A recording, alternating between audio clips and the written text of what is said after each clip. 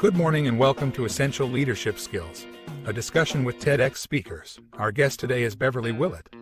Beverly is the author of Disassembly Required, a memoir of midlife resurrection, and a former NYC entertainment attorney. Please join us as we speak with Beverly about the challenges of loss and how to begin again. This is a Touchstone Publishers presentation, your trusted source of leadership knowledge. And as we hang out there in the background, good morning, everybody. Glenn Daniels, Director of Operations here at Touchstone Publishers. And with our guest today, this is one of those conversations that we need to have. And I think Beverly might be able to explain the numbers a little bit to us. But if you're going to be leading people, you have to realize that probably more than half of your employees have gone through something very difficult, from a divorce to worse. So we're going to have that discussion today. It's a great morning here in Denver, as it always is. I know it's afternoon, actually, but morning time, that's the way it is. So we'll just have to get used to that. Good morning, Beverly, and welcome, and thank you for joining us. Good morning. Thank you, Glenn. All righty. So I'm going to start off with our traditional set of questions here. You could be, as a rule, everybody kind of knows I'll ask the first question, and then it just takes off. It goes from there. But here's my first question to you. What is unique or powerful about your organization, your TEDx talk, or yourself that you would like to kind of share with everybody, because maybe they don't quite get that? So what's unique and powerful that you would like to share? Well, I think if we talk about my TEDx talk, which is really about how I overcame loss in my own life and how I started again, I think that in general, we're not taught as we grow up, as we go through life, we're not taught that change is inevitable. We're not taught that uncertainty is a certainty. Now, we know this because we all experience change every minute, every day. We experience uncertainty because we can't predict the future. So we all experience this. And as kids, we might have some big losses or little losses. And certainly as we get older, we have all the different kinds of losses that can occur in our life. So this is absolutely natural. It's absolutely going to happen. And things are going to change moment by moment. But we're really not taught that. We experience it. And when it happens, what we are taught and what we see other adults and other people doing is trying to fix everything or trying to keep everything the way it was. Or we don't see people. We know that sometimes one of the stages of grief is to go to acceptance, but we don't see people all the time going to that or even getting there. And I certainly thought at some point years down the road that I'd finally accepted my divorce. I was finally healed. I was finally, okay. Yeah. And until I really examined it in the selling of my house, which it was like the last thing I was holding on to and gripping so tightly. I can't lose this thing. This will be the worst thing that ever happened to me. Right. I've had to go through that. There was really nothing else I could do. And it just opened my eyes completely to the nature of life. Well, I want to get to your TEDx in detail, but you just said something that struck me during that time period. When I was listening to your talk a couple of days ago and again this morning, it really brought home to me, you had to create a vacuum in order to heal. Would you say that's right? Am I kind of off track? I don't know if it was a complete vacuum, but certainly space. If we talk about a vacuum, we're talking about space. Absolutely. Yeah. So, in my mind, that word is synonymous with what I'm hoping you're describing. And yes, I did have to create space because we try and keep things the same. We try and do so many things to keep ourselves feeling good. That we don't have that space. And one thing, this is just anecdotal, I'll just tell you quickly, that, and I talk about this in my book because I can't talk about everything in my TEDx talk. But one thing that I started to do too, which went along with the whole program of just trying to keep things as they were, was whenever I would have that space, that uncomfortable time when, let's say, the kids were with my ex, I wanted to fill it up. I did not want to be alone. I wanted to find new friends. I wanted to go out. I wanted to do something because that space was uncomfortable. And at some point, I also realized that if I didn't create that space and allow for that space, that new things could not enter my life. So that Hmm. became something that I was sort of playing with and kind of, it was something that just kept coming back. And even the other day, like a couple of weeks ago, I said, I'm not planning anything this weekend because maybe something that's waiting to come into my life is waiting for me to like slow down. So Right. that's exactly right. I believe that. Okay. And yeah, there are synonymous because that's space. A vacuum to me is kind of the same thing. You create a vacuum, create space, something else worthwhile fills a spot. So I like that. And I'm glad we're on the same page there because I really got that from your talk that day. So, Glenn, if you're going to let this divorce issue go by you, create the space so other things can take over. So I think that's very good. The other thing, though, I want to ask you about the actual work that you're doing. You don't approach it from a very lost perspective. You don't approach it from a very sad perspective. In fact, if I remember correctly, this is the way it feels, and correct me if I'm wrong. When you're talking about this, you're not telling people what to do or how to feel. You're telling them to accept how they feel. Is that Oh, I mean, I definitely think you have to accept how you feel. I mean, I definitely think that when I looked back on it, I said, I have to grieve. We have to grieve in this culture. And I think a lot of times we don't allow ourselves to grieve. hmm We think maybe we're braver than we are. We think we've gotten over it, or we try and replace it. I had lots of different losses. right? My retirement, the kids left eventually. I mean, there were just lots of things. My career was no more. But I don't think that we often let that happen, Okay, okay, allow that to happen. Yeah. and yeah, And we try and replace it with something else. and it doesn't sound like you're the type of person in your organization that wants to put out a bunch of solutions all at once either for somebody. Oh, I've been through that. Here's how you solve it. It doesn't sound like you do that either. I don't think there is a one size fits all, but I really think that if we can get to the core of, after we grieve and get ourselves back on our feet, if we can get to the core of why we're in pain, I think that, as you said, this vacuum or this space, things start opening up. We can start to see things that we couldn't see, Hmm. solutions, because our mind is freer. I think that once we let go of the things that we're holding on to so tightly that we think are making us happy and think are the sources of happiness, we have this intellectual capacity. I think our hearts open up. We feel better. So I think that those solutions will come because everybody is unique. Everybody's different. We're out and we all have different levels of creativity that we can tap Great. Yeah. into Yeah. that are waiting there for us. So Perfect. Yeah. I do, occasionally I will write articles saying, well, this is how I did it. And these are some things that you can think about.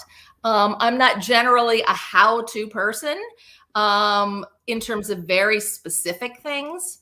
But I do think that there are some helpful things in And various that's circumstances. and that's a very unique approach to this that I think a lot of people need to hear about and to understand that that's part of your unique, your powerfulness, the way you handle that. I want to change the subject just a little bit and go Sure. back to your TEDx talk a little bit. Can you tell us about your journey to get to that TEDx? From the time you decided that you wanted to do it to the time that you walked up on stage to do it. Can you tell us about that? So I had moved to Savannah. After I sold my house, I actually came here. I wasn't sure I was going to stay. I just didn't want to shovel snow anymore, and I wanted to get here and have some warmth for a while. And I just wound up staying. So I wound up staying here, buying a condo, making friends, getting involved in boards. I started writing my memoir. And I will just have to say just quickly, because I think this kind of goes into your question. For years, people would write to me and say, "Well, how can I save my marriage?" And I would write back to them and was saying like, well, I wasn't able to save mine. So, and I'm not a therapist. Yeah. So, Um, yeah. People would continue to write to me and say, I'm in such pain. I don't know what to do. And for me, having gone through what I did to get to a place where I felt really happy and free and able to start over, I said, the one thing that I can do is I can tell you what I did. I can tell you what, how I held on, how we all hold on, and how I was able to let go. Because we hear that in our culture. We hear, let go, let go. Well, nobody really knows what does What that that mean? means. How Yeah. do you do it? Yeah. So I thought the one thing that I can do is I can write about my experience. So I started writing my memoir. And then in 2015, because they have a very good TEDx program here in Savannah, I applied to do a talk. So I didn't get in, and I was like, oh, I wanted to get in. And part of me felt like, oh gosh, that's going to be too scary. I'm glad I didn't get it. Yeah. Okay. Part of you. Yeah. Okay. But the next year I applied and I got in. And so I think there were a couple of things at work here. One was, I was still writing my memoir, but I thought, well, this is a way that I can go out on stage and I can talk to people about how to approach loss, how to look at it, what I did, what we normally do, which is against our nature, I think. And so that felt very good for me to be able to have that opportunity to do that. The other thing is that I think I was writing my book and I thought, how sometimes they say, you need your hook and you need your, I really wanted to kind of crystallize what I believed, what I thought. And so the TEDx form was a really good way for me to, in a very short period of time, to really crystallize what I thought my message was to people. So I got in the next time. And I also thought too, this is this one last challenge, because it's hard to get out there and be on that stage and without notes and have this conversation with people. So those were kind of three reasons why I wanted to do this that led me to apply to and then I had to fill out a long application, go for an interview, and then I was accepted to give a talk. So I think there's a lot of misinformation, misgivings about this. There's some of us who went for a TEDx talk and had to apply to hundreds. But there's a few of us, though, who had a passion for what they're talking about and just said, I want to deliver it here, and worked till they got it there. It took you 2 years. Sometimes it may take more. Sometimes it doesn't take any time at all. But I think that's interesting that you just said, I want this. You didn't go for any other TEDx. You just went for that one.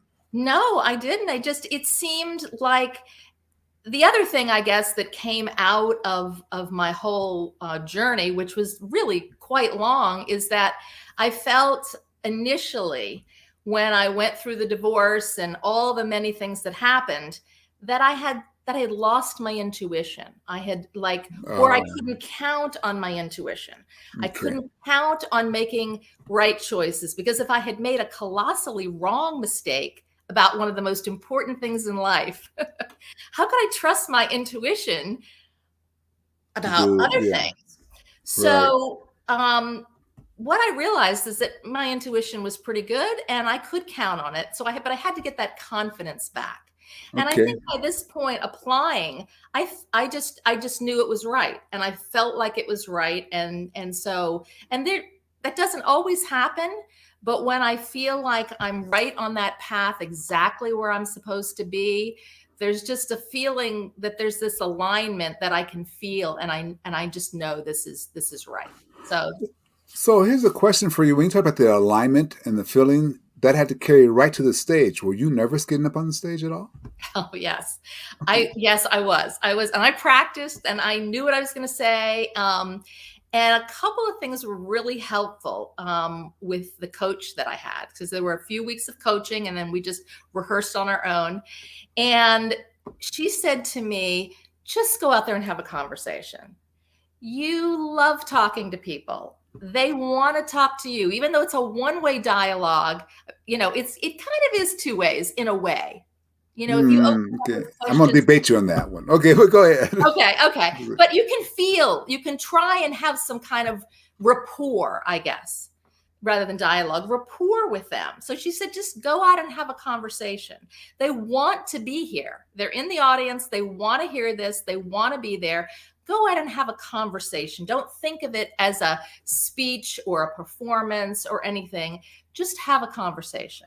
See, I debate that with people, and I hear that oftentimes, Really? especially from coaches. Go out and have a conversation.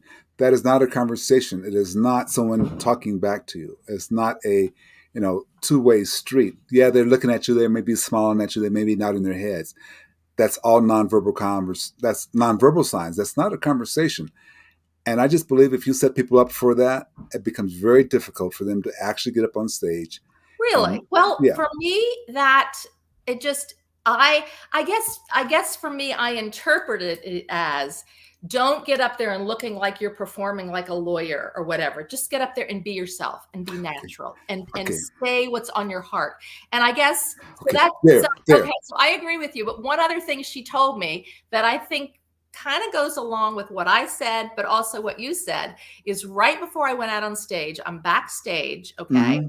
And she came out 120. She said, "We've got 120 seconds before you go out." And I said, "I'm nervous." Yeah. And she said, "Do you know the power pose?" Oh, yeah. Okay. Yeah, well, I didn't know the power pose. And so she showed me, and she put her arms like this, and she said, "Just walk back and forth and do that." So I'd never heard of the power pose. But what I understood when I did the power pose is that not only was I standing up straighter, as my mother would have told me to do, stand up straight, Beverly, mm-hmm. But breathe deeper.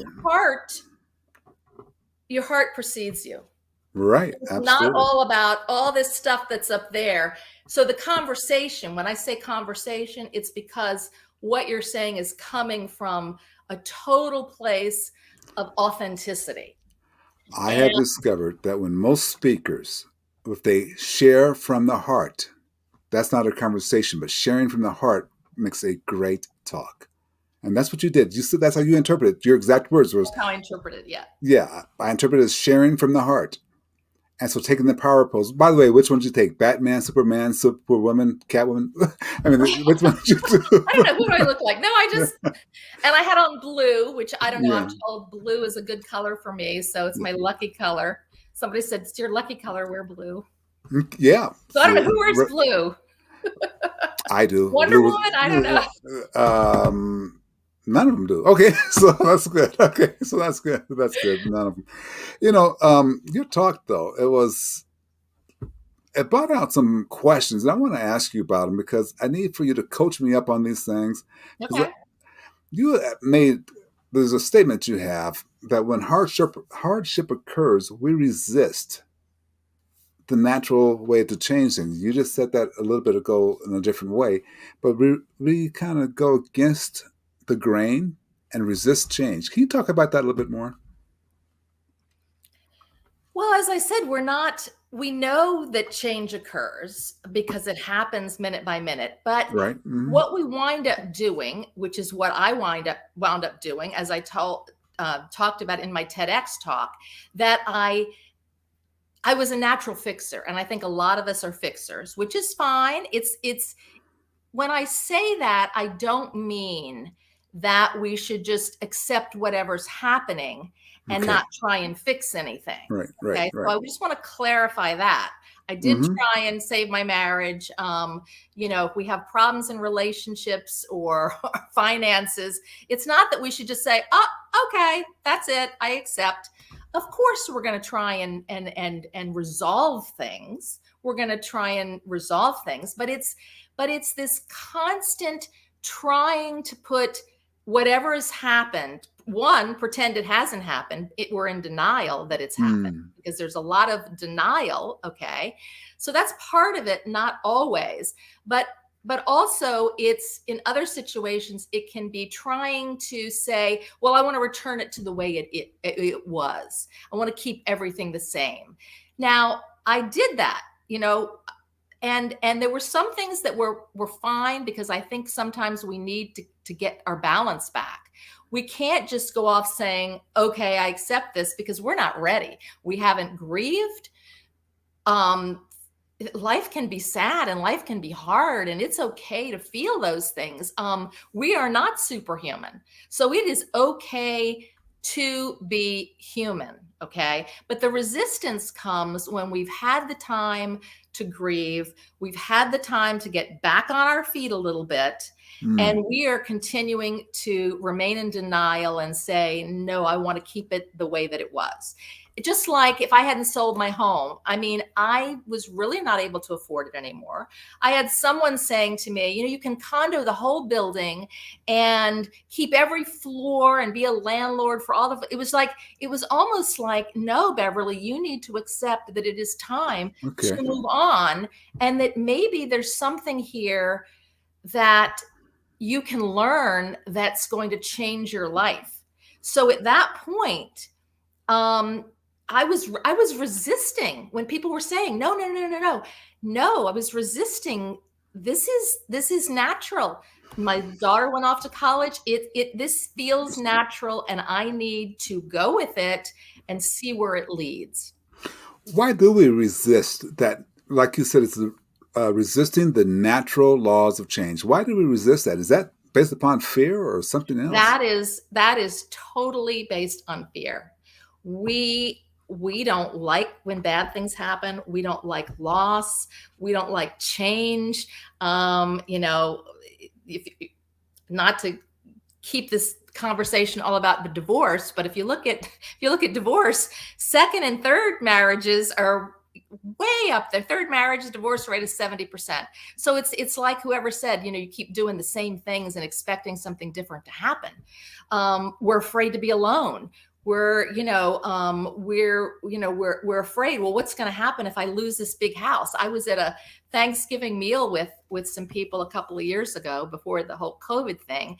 And my friend said, well, tell them about the book and whatever. And there was a woman there, and she was telling me about all her china from her mother-in-law that she still had. And she said, well, I can't give any of that away. And I said, why? Because it was obvious that it was upsetting her that she had all this stuff. Yes. And I said, well, why can't you do that? Well, that's crazy. You can't just do that. I mean, we're so ingrained into thinking that we can't even do those things. But we think it keeps us safe. I don't know. We you just look at hoarders. Look at people who just, their life is consumed with stuff, or their calendars. They fill up their calendars because they can't have an evening alone. I used to take one evening when I started saying, create that space in your life. Go sit at a restaurant and sit at the bar and have a glass of wine and work on your book. You don't have to go in there with a person. If I wanted to see a movie, I didn't have to take someone with me. I didn't have to go with someone. I know people today, they won't go anywhere alone. They're just like, I can't go alone. I think fear, and that's just a little thing. That's just a tiny little thing. I think that fear is underlying all of this. Now, we can go into a deeper discussion, which could be another TED Talk, which is, I think, beyond this one. But a book that I quote in my book is Ernest Becker's Denial of Death. Okay. He won the Pulitzer Prize for that. So I think if we were to continue with this discussion, we could all get all the way there, but that's going a little too far, and we'd Well, I don't know if it's going too far or not. And you're right. We need to have another discussion on that, because fear, our fear of loss, really, I think what it all comes down to is really the opposite of how we want to feel, I think, or how we should feel. And that's why I think you're right when you say we resist what the natural results would be. And that's to move forward. I think we're so interested in staying where we are because we're afraid by moving forward, we lose. I'm just guessing that. You have to coach me on that. Am I off base there, or what do you think? No, not at all. And I think if we're talking about fear, I think very close to that, if we're talking about loss, is suffering. Okay. So we're afraid of loss, but we're afraid of suffering. Okay. So we don't want to suffer, and we do all these things so that we don't suffer. Well, okay, so if we have someone who lost someone who went, who made the transition, they kind of stay in suffering because they feel better suffering. So that's where I kind of get confused sometimes. I kind of like, to make it a lot lighter, people who like to stay in drama, the drama kings and queens of the planet, they like it there because they like to suffer.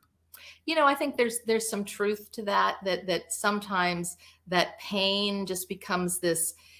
But here's the other thing about pain. It's familiar. So if you think about it, we're staying in that cycle because of familiarity. So we can get very familiar with our pain and hold on to it, and that can kind of make us feel, but we're not living. We're still deluded by believing that that's going to make us, it's not really going to make us happy. It doesn't make us free. It doesn't allow us to live a full life.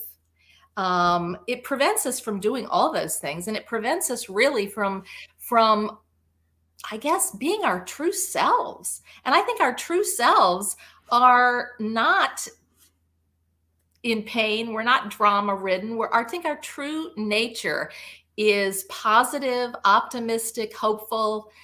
And that's basically what happened to me when I went through all of this. I'm like, gosh, I'm not a miserable, unhappy person.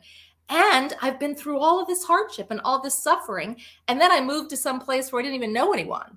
But I am totally free. I'm out from under all of that.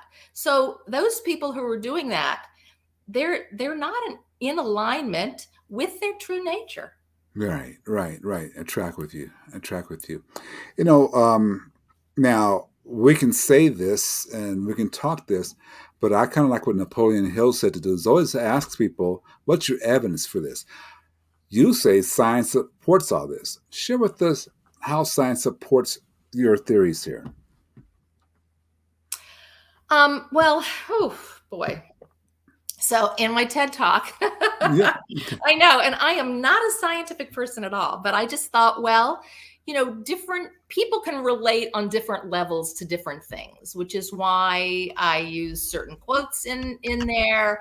I talk about Mary Poppins because I kind of wanted for people to be able to identify on whatever level they're on. And some people identify on a very scientific level. So I talk about Isaac Newton. Right. I mentioned that, the law of inertia is, we stay the way that we are, either in rest or motion, unless force is applied. So in my mind, I analogized force with some kind of hardship that comes and smacks us in the head. Okay. And so when that happens, we start naturally, based on science, we start spinning around. Whatever we were doing before, we go in a different direction. Okay. Right. However, so that's a natural thing. And when that happens, if that happens, and we allow ourselves to go with that and be flexible enough to where that can take us, we can start to see things differently because the world will look different. Okay. People will look different. Things will look different. Opportunities will come up that we didn't see because we're in a different place. Different orbit. Yeah. We are in a different orbit. But what we wind up doing, so many of us, is, oh, no, holding on, as I say, to that merry-go-round, because that was a good analogy for me. Yes, it was. More tightly. And we say, this can't be happening. We are resisting. Okay. So we resist that natural law. So then if we look at Einstein, okay, Einstein says that everything moves in relationship to everything else. So naturally, if we are knocked off the merry-go-round and something happens and we're in a different orbit, okay, we're going to see things differently because we're going to Right. be in a different place. And when we're in a different place, our perspective changes. Okay. It's a natural phenomenon that our perspective is going to change. So these are all natural laws that happen.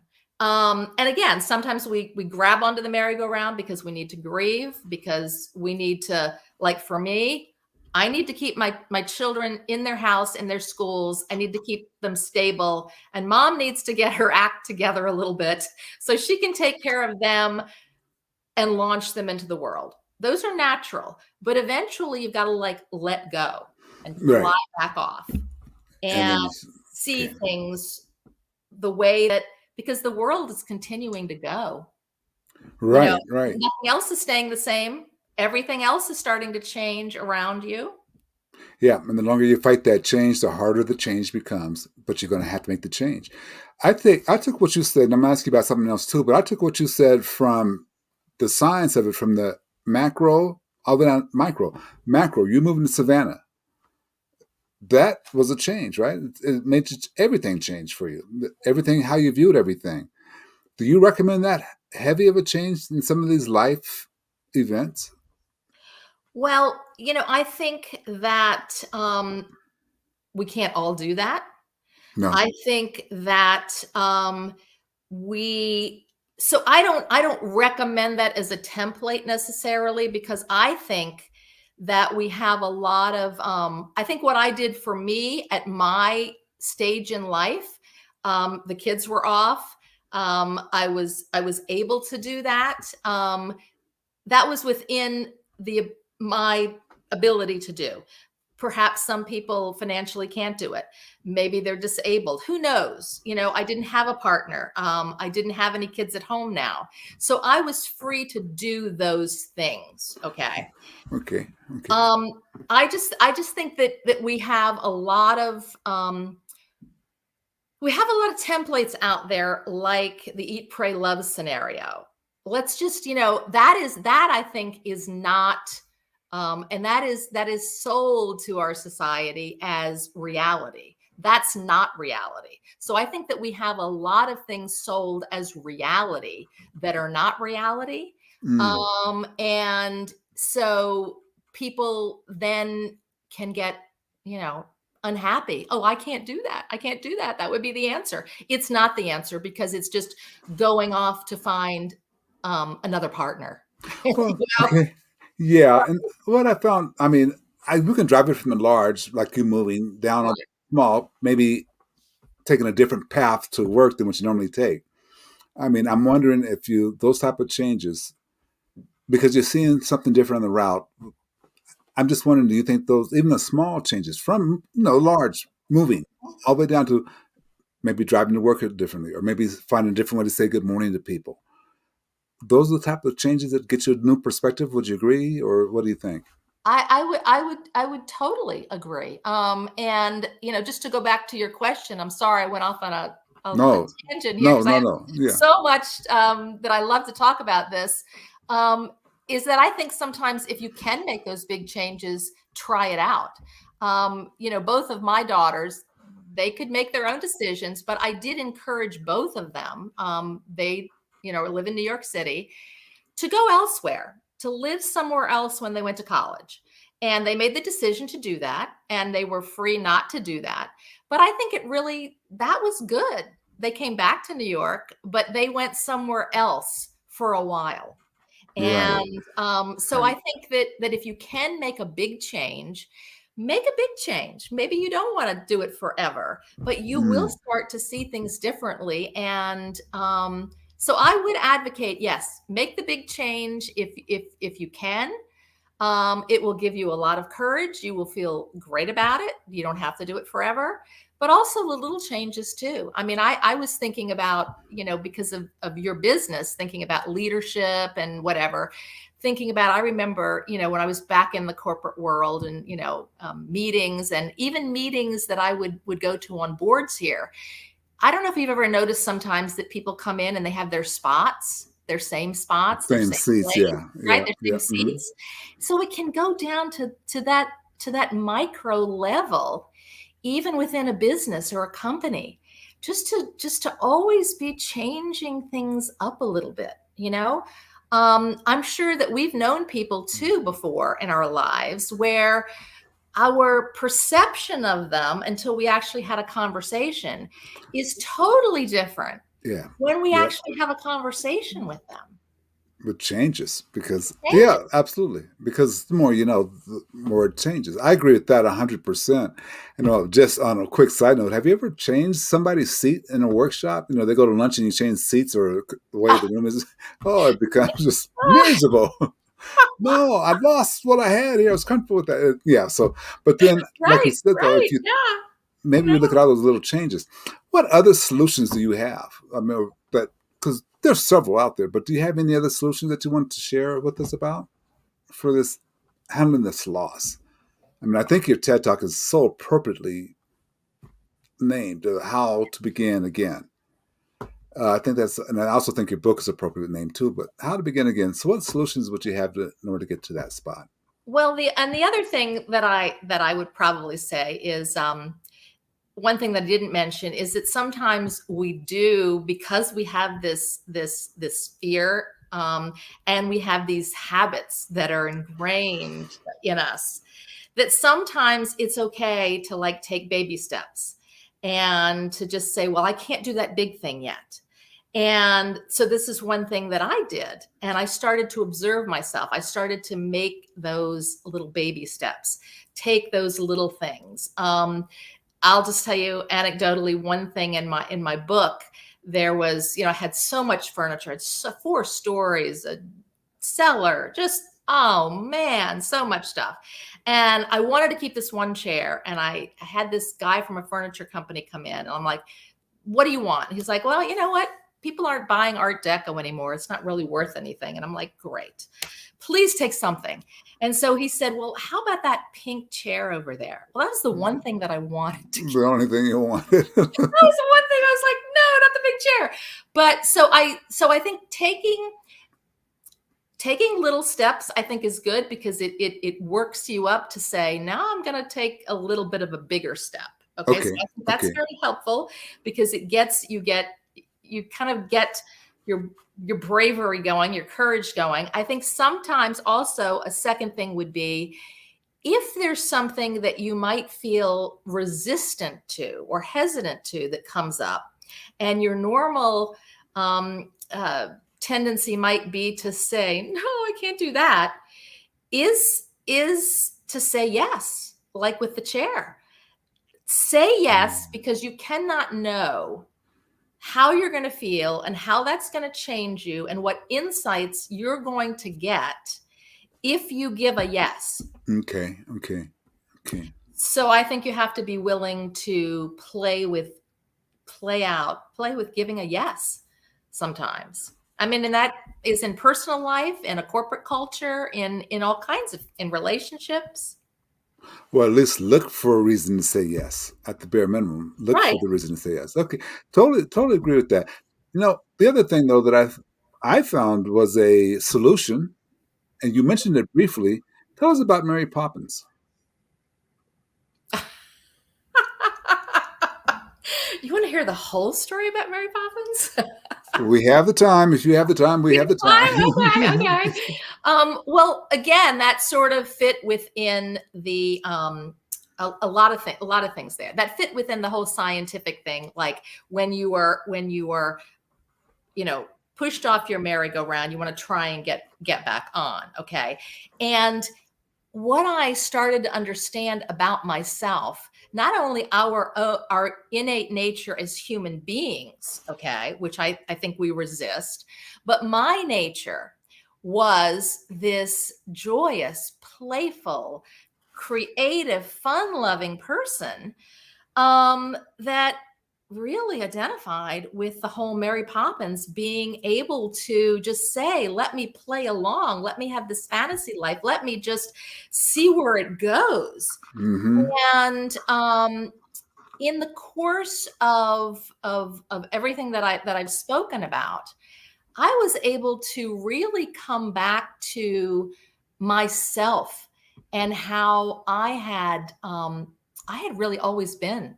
I mean, because I think we have our own unique Interesting. personalities. Right. Yes. And so my own unique personality that had been covered up with all of these layers of things and all this stuff and pain was able to was like there, was in that space. Okay.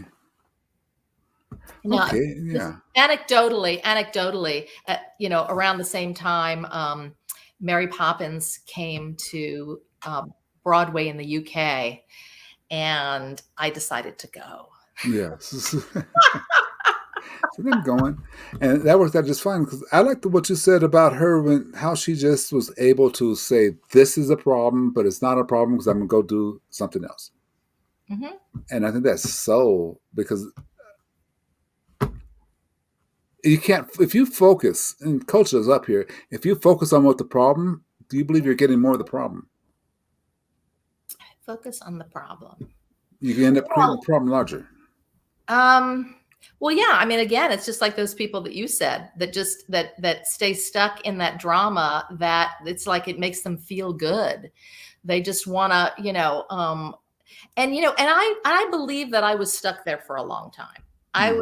I was there. I was, massaging that pain, Right, um, right.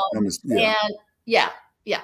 And Okay. I think that people do that. And when it's interesting because when I started understanding what I was doing, people that I was friends with, that we kind of fed each other that same thing. Uh-huh. I'm like, I started to see things. Whoa, that's me, and that was us.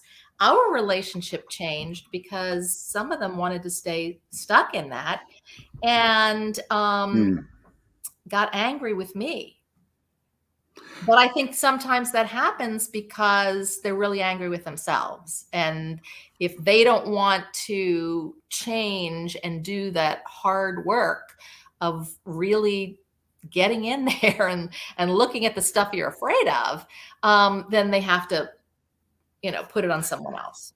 Isn't that though our culture? Isn't that our culture to stay the course, stay where we are? I mean, aren't we raising our kids to to do that? I mean, is that the prevailing culture?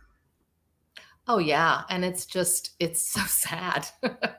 I mean, it is so sad. And I think it's worse because we feel like we have to be in one box or the other to stay safe, and we've got to maintain that.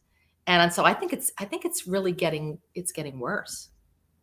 Yeah, well, I can't say it's getting worse because when I heard your TED talk, it took me to someone that I know who was having a hard time letting go of some things and really decided to change the course. I mean, went out and got a pig to take care of. I mean, who does that unless you're willing to change your course? Okay.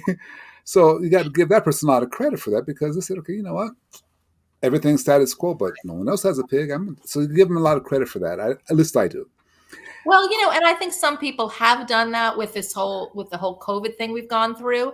I Right. Yeah. think that we look at this, and it certainly is a tragedy. Let's just, I'm not gonna try and sugarcoat. I had a good friend who passed away a few months ago. So, and Hmm. a family member. So, but I think that we don't always look for possibilities in difficult times and in suffering. We don't look for the possibilities that can come out of that and say, well, it is here. I'm not going to just, as you said, just stay with the pain, massage the pain. It feels good, but I'm going to look at what good can come out of this.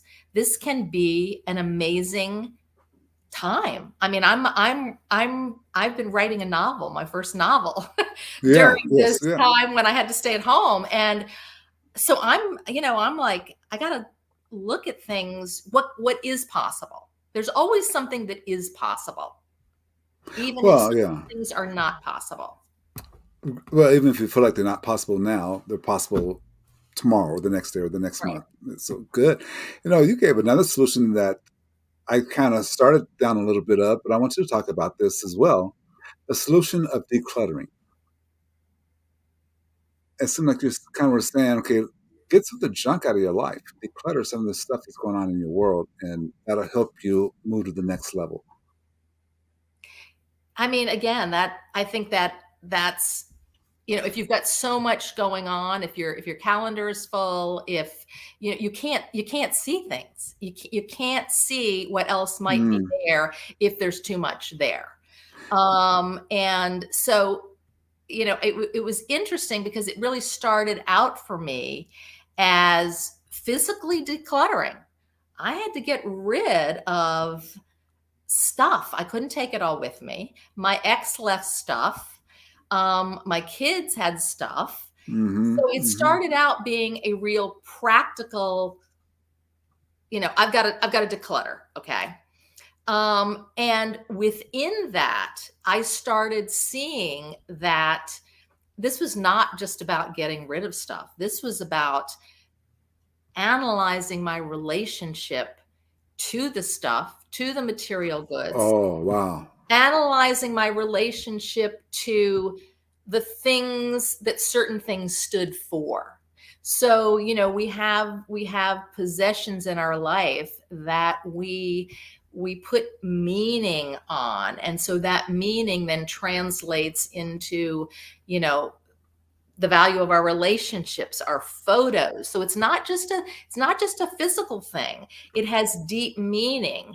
And Wow. so there were things that had such deep meaning within my stuff that it opened up because I had to look at it unless I was just going to toss it all and not look at it. I had to then start examining the meaning behind it, the relationships behind it, the history behind it, all of that. And for me, Wow. it was like a life review. I had stuff from when I was a little girl all the way up, and then my all of my career stuff, my kids, my marriage. It was like a life review from just cleaning stuff out. Wow. So what you're saying is not only decluttering your schedule and giving yourself more space there, but decluttering by checking your relationship with the things that are in your closet or in your storage, or in my case right now, on my desk. I mean, why was my desk so junky? Okay, decluttering, getting those relationships with yourself. And once you start to declutter, you get a better relationship with yourself. Is that kind of the message I should be taking? Um, well, I think you find yourself, find pieces of Mm, yourself that much better were put. Yeah, were there that you had forgotten about. much better said. Yeah. So and that's really what happened to me. I mean, because we are all a product of our past and so many things that went into. I remember when my daughters came up as I was cleaning out, and I said, "Oh, let me show you this." And she said, "I didn't know you did that." And I was like, "Oh, yeah, I'd forgotten too. Mm, I'd forgotten some of the things that I had accomplished when I felt like a braver woman than I have felt in a very long time." So, yeah, so that decluttering really brought me back into better relationship with myself and better understanding of myself. that's excellent. I'm going to ask you, because this TED Talk, it doesn't sound like you did it for marketing reasons. It sounds like you did it because you're heart centered with it. But how did giving the TED Talk affect your life or change your life? How did that happen? What did it do, I should say? Well, I mean, I felt afterwards, I felt like, if I can do this, I can do anything. I can Yeah. get a book Okay. published. No, it Yeah. really, Yeah. it did feel like it was, after I sold my house and did all this other stuff, I felt great. But this really felt like another piece, like another step toward being brave in my life. So I think that was very helpful. It was very positive. And um, my mother passed away Very sorry to hear that. a few months after the TED Talk.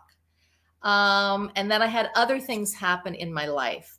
So I look back on that TED Talk too as me stepping out again to be, let me do one more thing that I want to challenge myself and feel that I can take an additional step. I look back on it now, and it's almost like with certain things that have happened in the last few years, I say to myself, it checks me. And I say, am I still that woman up there on that stage? So I watch my own TED Talk. Wow. This is not to pat myself on the back at all, but I watch my own TED Talk to remind myself who I am and to encourage me. Sometimes I need encouragement from my own TED Talk because change keeps happening. Difficulties have continued to occur, and I lost my beautiful mom. So my TED Talk has helped me through those tough times, difficulties in the last 5 years. That's so excellent. I've never heard that before, where people go back and look at their own so they can check in with their message. That's what it sounds to me. Said, hey, this is the message I delivered. It's a good message. Let me reteach it to myself. That's really powerful. It's really powerful. Another question as we start to wrap up here, so I can respect your time for this. We're going to do another one, by the way. We'll do another one because we want to talk about a little bit deeper issue. But tell me, what are you doing right now? What are you doing right now helping people? How are you doing this? Well, what are you doing to help people? Well, I have my book out there. So I did, I published my book. And I do interviews about it. I'm hoping to do some more book club performances, with people. I serve in community boards here. I do a lot of community work in my new community because I love it, and I feel like giving back here. They've given me so much. So I do a lot of community work, and I'm writing something else. Okay, perfect. Which I really don't want to talk about, but I'm writing something else that has a lot of similar things in it, and it's about relationships and hard relationships. So, okay. But I'm doing it I'm doing it in novel form. Well, tell us a little bit then. We won't go there yet. That's on the second or third episode, but talk about Disassembly Required. How's that put together? Maybe you can even highlight a couple of the chapters there to say, I did this chapter to create this, or it's when you talk about resurrection, that's a big word, but tell us Disassembly Required. Tell us a little bit about that book. So, in a memoir, it's not an autobiography, so it's not my entire life. Yes. So it focuses mainly on that last year in my house when the decision had been made. I knew that I had to sell the house and come to grips with that. And basically it was like, you're living with me for a year as I declutter, as I examine things, as I look at things that I'd been afraid to look at, as I take my daughter to college and I realize now I'm going to have an empty nest, and then also explore, well, what am I going to do with my life now? Now, it does have some initial chapters that are backstory, because you have to understand why this woman came to this place in her life. Why did she come to this crossroads? Why is she here? What happened to her? And why is she in so much pain? So the book has backstory that tells you that. But I really wanted to focus, and I could have focused on a lot of things. I could have focused on, the divorce aspect of it. I could have focused on, all the pain. I could have focused on, my ex did me wrong. Right. What I really realized is that, yes, there's all that stuff in the backstory, because you have to understand this woman that is at this place in her life. But the most important part of this story is, how did she figure things out? And what did she literally do? And to get to the place where she is now, that she started her life over. So that's really the the story, but I sort of really have tried to put everyone in my place. I wanted the field to be, you're walking through this experience with me, which is what I try and do when I'm writing memoir pieces. Okay, and this simply required kind of gives people that solution, so they go out and get it. They'll see how you solved it, and maybe that'll help them solve it. Yeah, and food for thought. You mentioned resurrection. I think a big word in our culture is reinvention, but I think resurrection is a much better word to describe what I've been trying to talk about, and that is literally a beginning again, a new life, a rebirth, rather than just saying, well, I'm gonna take this. I'm going to become this and go back to school and whatever, reinvent myself as something else. No, being reborn. So that word was deliberately picked because I think it really encapsulates what I'm trying to talk about. It's perfect. It's perfect. It's perfect for your TED Talk. It's perfect from what my understanding of your book is. It's perfect. Now I have kind of a hard question for you. Ooh. What question should I have asked you that I did not ask you? You didn't tell me you were going to ask me that one. Of course not. That's why it's so hard. No, you were great. You asked all the right questions. Okay. Well, what question should you ask? Yeah. Oh my goodness. I don't know, but something just came to me.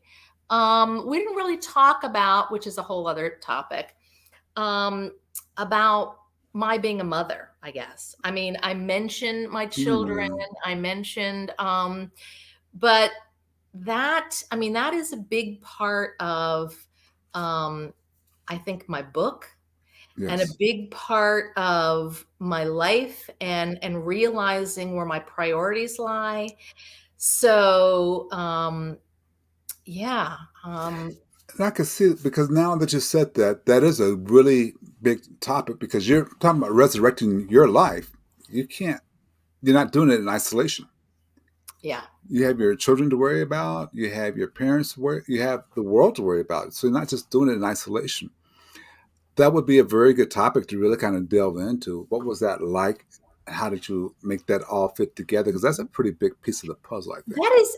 That's a really big topic, I think, that continues in our society. And I'm not really sure that as women, we think we've got all these solutions and figured things out, and yet we keep talking about this. I mean, just like we continue to write about love, right? For thousands and thousands of years, we're still having conversations about motherhood and work and balancing things and how do we fit all of this within the context of our entire lives. We're still having those conversations. Right. We are. And we will continue to have those conversations because not clear on it. We don't have a lot of clarity on it yet. Wow. Beverly, this has been just great. We will have to do at least one more, maybe two. Okay, it's been absolutely enlightening. I'm sure it's going to get a lot of things. Because even if you're a leader, this will make you a better leader. But as people, it makes you a better person.